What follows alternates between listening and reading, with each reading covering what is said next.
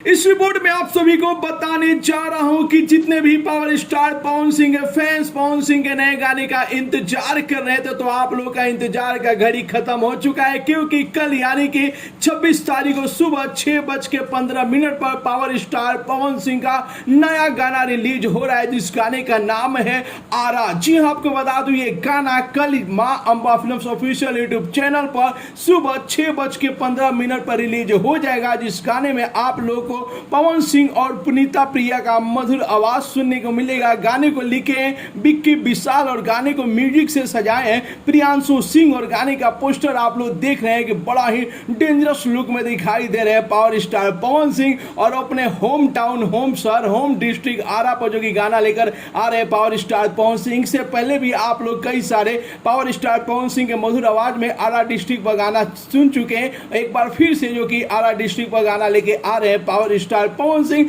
तो आप लोग इंतजार कीजिए। कल सुबह यानी कि 26 तारीख को सुबह 6:15 पर मां Amba films official YouTube channel पर गाने को रिलीज कर दिया जाएगा। तो फिलहाल में आप लोगों को गाने का पोस्टर कैसा लगा और कितने लोग इस गाने का इंतजार कर रहे हैं, अपना राय जरूर ही कमेंट बॉक्स में बताइए। मिलते अगले वीडियो में एक नया न्यूज के साथ, तब तक के लिए बाय बाय, टेक केयर, जय हिंद।